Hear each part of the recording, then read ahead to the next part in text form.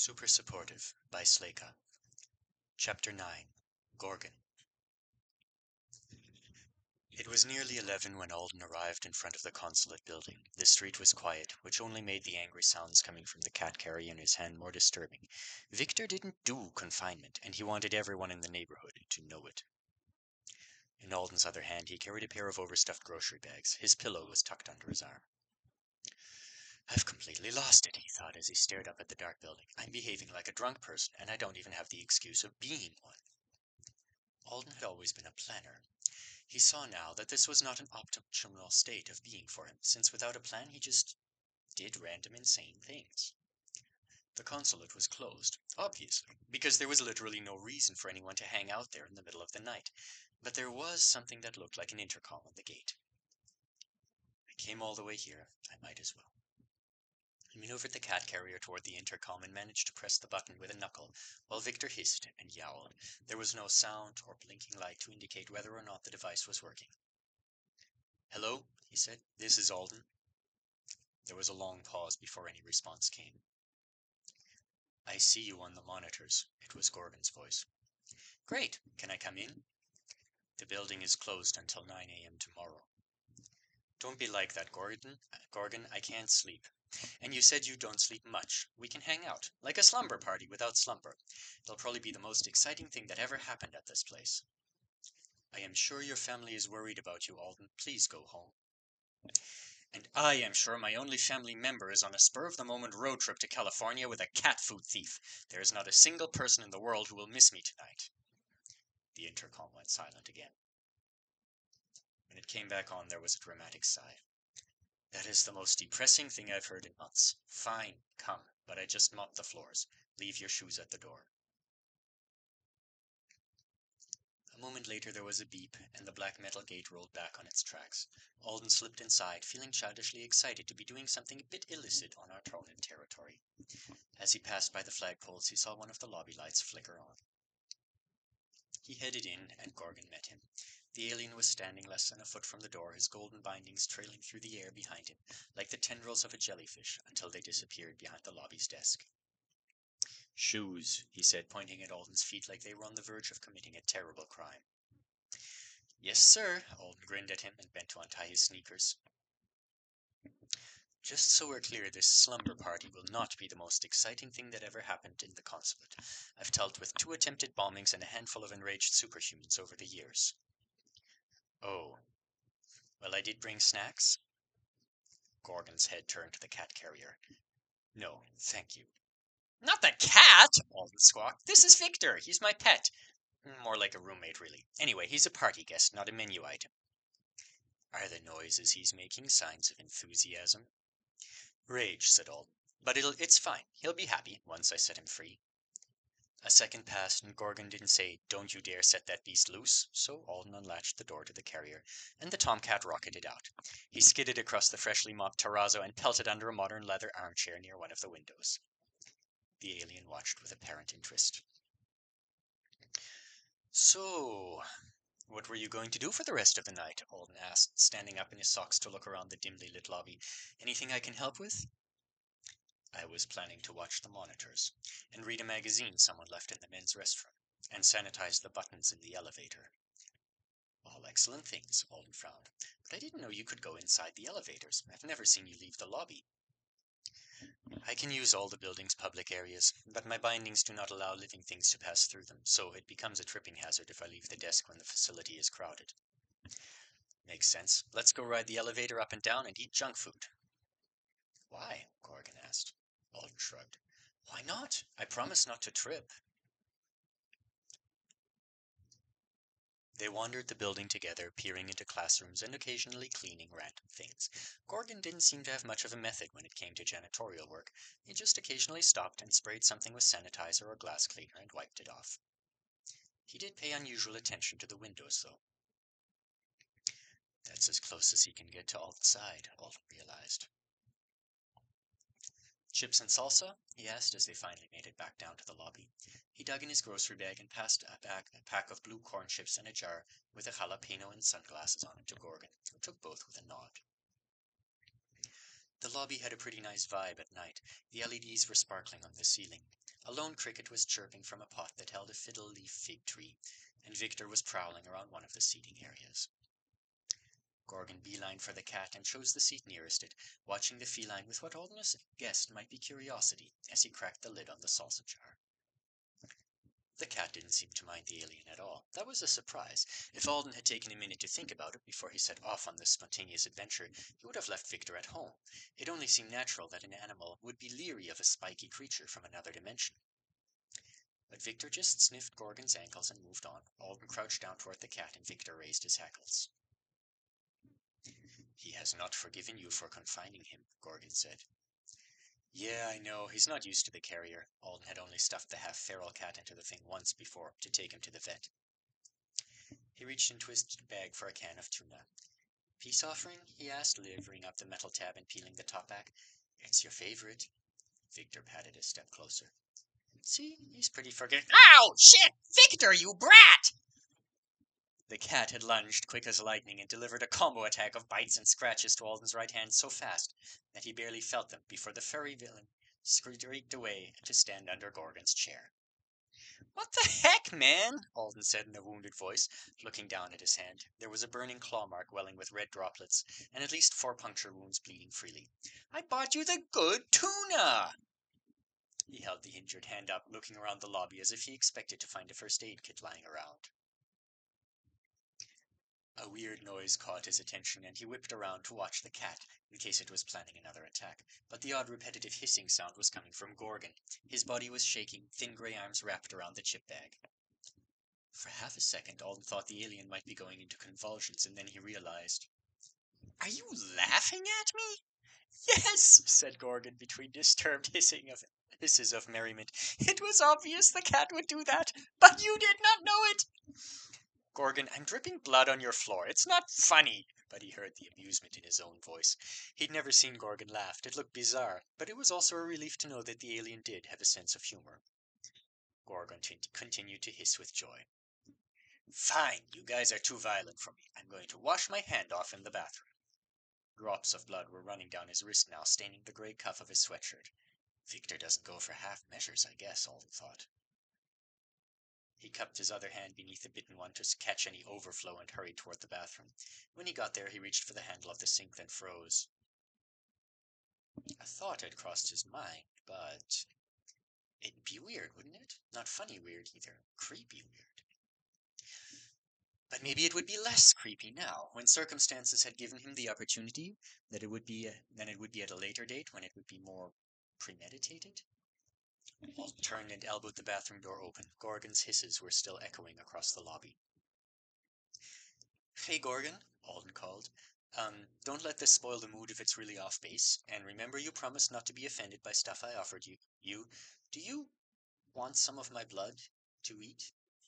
Yeah, that sounded gross on multiple levels. Like I'm the dumb human in a bad teenage vampire movie. Gorgon had stopped laughing. Was he offended? Alden couldn't see him around the corner. He didn't say no. Gorgon only rarely said yes or thank you when he was offered food he found acceptable. Usually he just took it and ate it. Alden assumed the verbal confirmations were reserved for things he found particularly appealing, but he always said no out loud to reject the non-vegan stuff. Except for the crickets, in that case he'd said, no, but leave them. You're not answering, Alden called nervously. What does that mean? Gorgon didn't reply. No means no, and nothing means he'll eat it, right? That's how it's always been before. Or maybe he can't answer because it counts as a question about diet instead of an actual presentation of food, since I'm not where he can see me.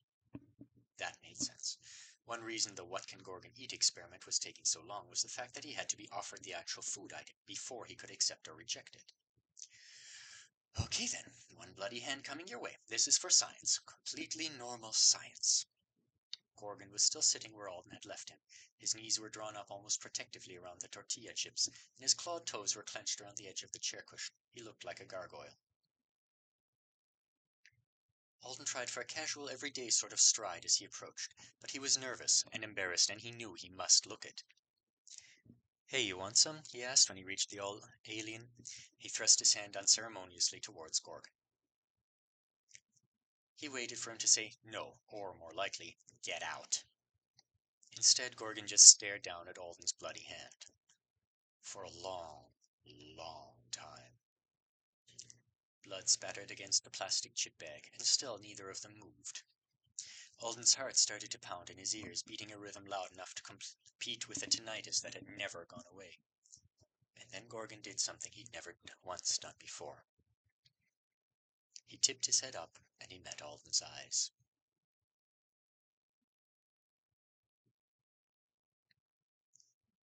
Alden had misunderstood something. No, that wasn't it. He'd misunderstood everything. His entire notion of reality had been insignificant, warped, and just plain wrong. The Artonans had not imprisoned a creature in the Chicago consulate. They had not chained a person to the lobby desk, and they had not bound something that should ever be called a demon. Gorgon was something else, something bigger than that, something wonderfully and terribly close to sacred. Looking into his eyes was like being stabbed through the gut by a distillation of every profound moment Alden had ever experienced in his life. He heard the sound of his mother's heartbeat in the womb, felt the cool emptiness of the wood as he placed a daisy on top of his father's casket, recalled in glaring detail the first sunrise he'd ever paused to observe.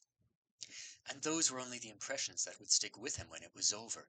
In the moment they came at him simultaneously with 1,000 others, and he lost all sense of his present reality. When he came to, hours later, he was lying in textbook perfect recovery position on the cold floor.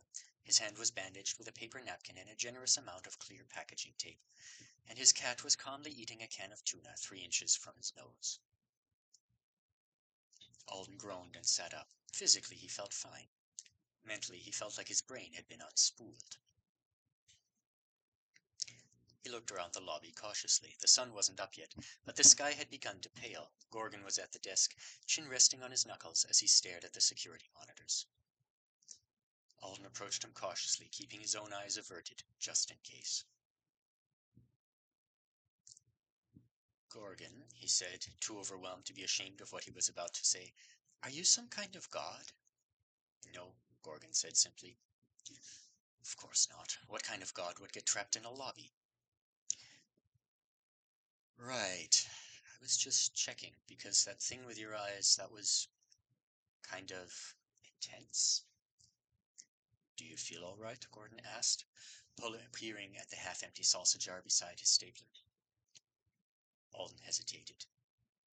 I do, but what just happened? What was that?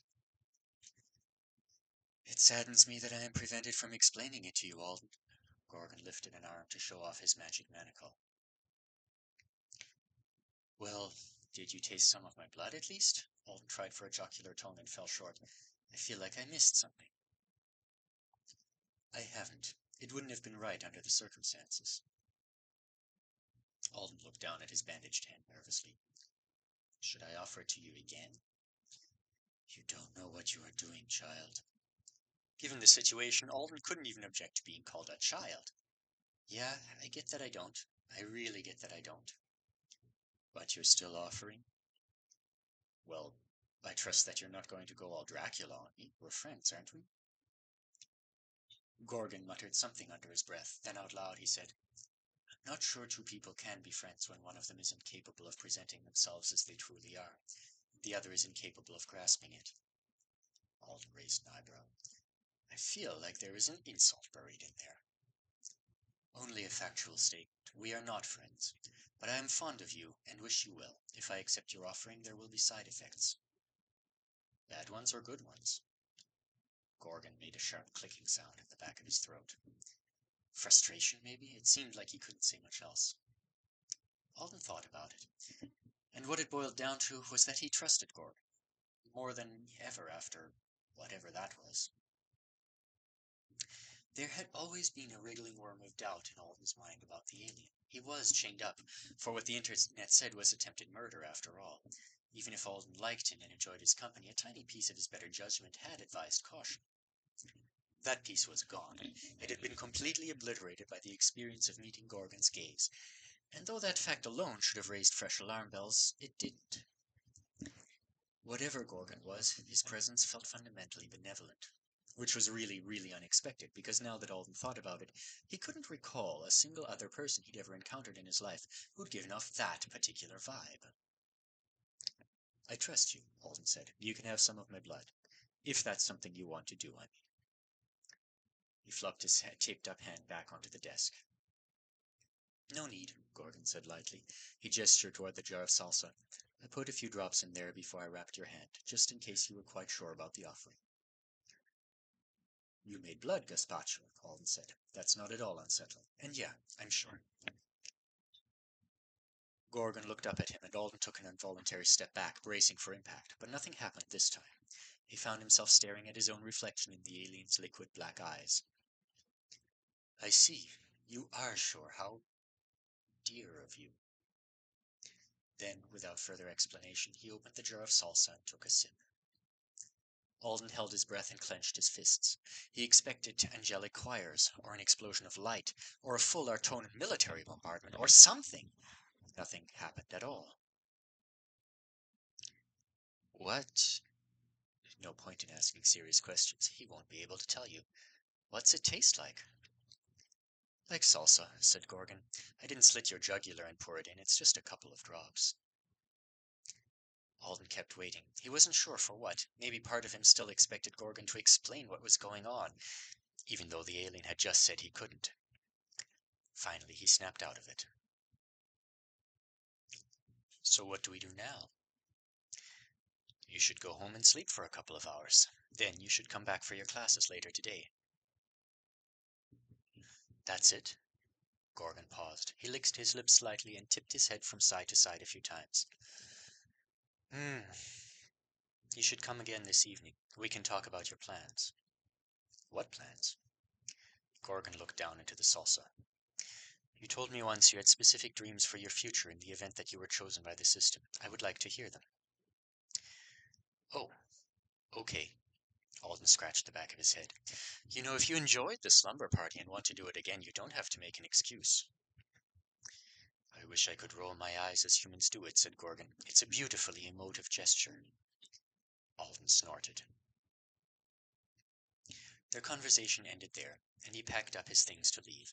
Getting Victor back in the cat carrier was an aerobic experience for both of them. Alden almost lost a finger. He tossed the empty tuna can in the garbage and headed out the door. See you again in a few hours, Gorgon, and I guess we'll talk tonight? Yes. Cool. Alden's hand was on the door when Gorgon suddenly said, 70%. Alden glanced back. What's that? I said your chances of being chosen by the system were less than 1 in 1,000. I have revised my estimate. Your friend was right. There is around a 70% chance that you will be selected by the contract.